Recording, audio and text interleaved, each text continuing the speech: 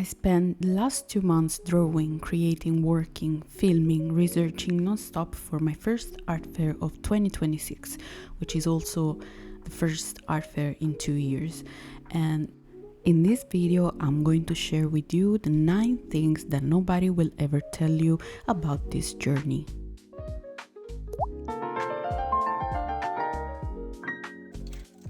Hello my fellow little clouds, welcome or welcome back. My name is Noemi, I'm an Italian artist and I'm also the owner of 5pinkkumoshop. I hope you're having an amazing day so far. Thank you for clicking on this video, and let me just give you a quick reminder. If you like what I do, please scroll a little bit down and click on the subscribe button to show your appreciation. Now on with the video. In this video, I'll share with you the 9 things that nobody will tell you on the reality of art fairs. Because while preparing for my first art fair of 2026, I noticed that besides all the amazing advice that all the artists gave out, there was something missing from the equation.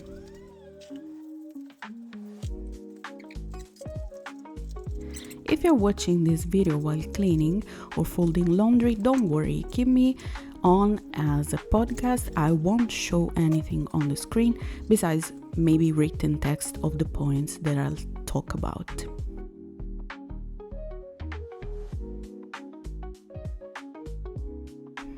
Okay, let's start. At the number 1 position, I placed the be prepared.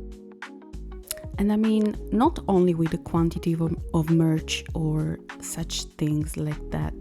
One thing that nobody tells you is, beside the quantity of the merch, the variety, how many business cards is enough, you need also to be prepared regarding all the other things that can happen. And with that, I mean rain, being late on the first day of the art fair, forgetting something important, bathroom emergencies, period emergencies for the uterus team out there, having neighbors that you don't go along with. Be prepared for everything is my first advice. Be prepared also to go beyond your worries and limits in order to survive during these events. Number 2, noise. Strictly connected to the first point and a huge point for my neurodivergent bros and sis. You need to keep in mind that the event you're going to attend can and probably will be very, very noisy. Close to the art booths, this kind of events will host concerts, talks, K-pop and J-pop dances, and so on and so forth.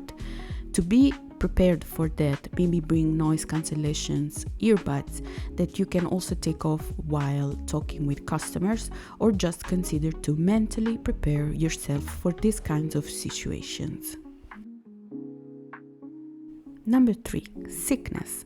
Let's go to the juicy and the sad part of this video. The art fair, for which I spent 2 months preparing for, and that was supposed to last at least 2 days, for me lasted only 1, and it was painful and awful to stand. On the morning of the first day, I woke up with my throat really hurting like crazy, and usually that's the first step for me to getting very sick and for basically getting a fever.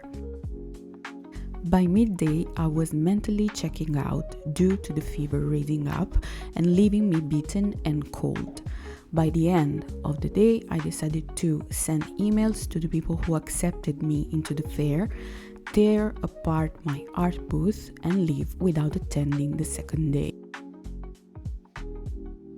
It was awful. Everything I worked for was gone in less than a day, and nothing could have been done differently, because the next day I woke up without even the strength to stand up for a second.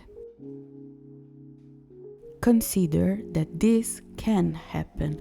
Obviously, I hope that this will never happen for you, because the aftertaste is terrible. Number 4, waiting. It does not matter if the event is big, medium or small. There will be times where the only thing you can do is to wait.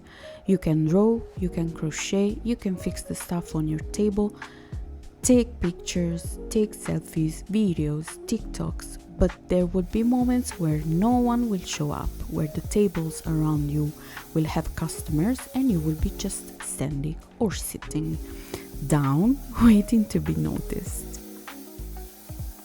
You will indeed question every choices of your life that brought you there in that moment, and maybe you will spiral a little bit, but still you will need to wait. If not for customers, at least for the end of the evening, when you'll be able to clock out and leave that nightmare. Personally, besides getting sick, the art fair that I attended has been a little nightmare. Few people were stopping at the self-production tables. All the other artists around me were heavily complaining and didn't know what to do in order to relieve the stress of the waiting, while at the same time not selling even one piece. Hand in hand with the previous point, number 5, time consuming. There's the consumption of time that these kinds of events require. You need to be prepared to spend a lot of time sat down on that damn chair, creating, sharing, recording, taking pictures, planning, emailing, and then at the day of the art fair, you will have more time on your hand to meeting, greeting, hearing people loving your merch, touching your merch without buying anything, people watching, cosplayer watching, and maybe fangirling. Just be prepared, as the first point say, for everything and more. Number 6, money. To be an artist is to be poor, because how the meme said, let your kids be artists and they won't have the money to buy drugs. Consider that in order to sail on this boat. You probably, but I sure hope not for you, spend more than what you will earn. For me, I did in fact spend more than I did earn at the end. It's just what it is.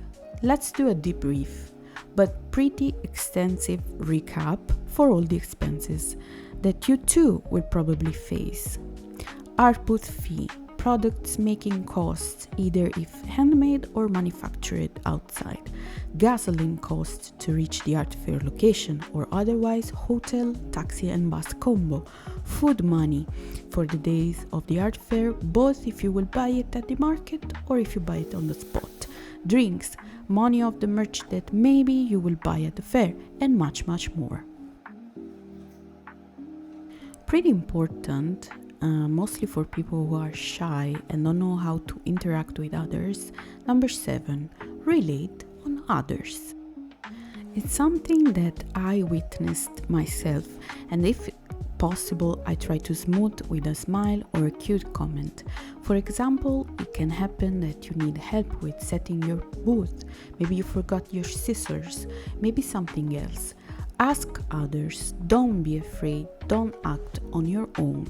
Or again, maybe you are attending the art fair by yourself and you need to go to the bathroom. Ask your neighbors, don't be specific if you fear that you don't want to.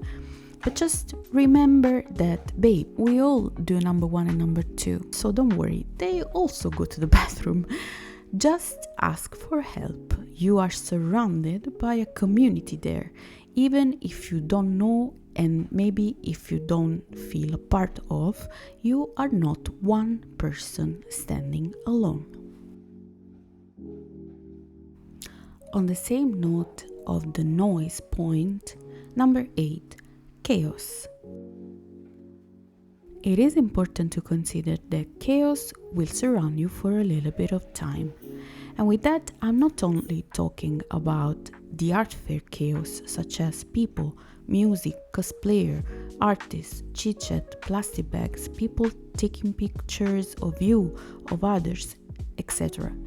But I'm also talking about the chaos that you will have in your room or your studio, on your desk, in your boxes or suitcase that you will take to the art fair, that will come back with you from the art fair, which, side note, it will take me like 2 weeks to put it back as it were.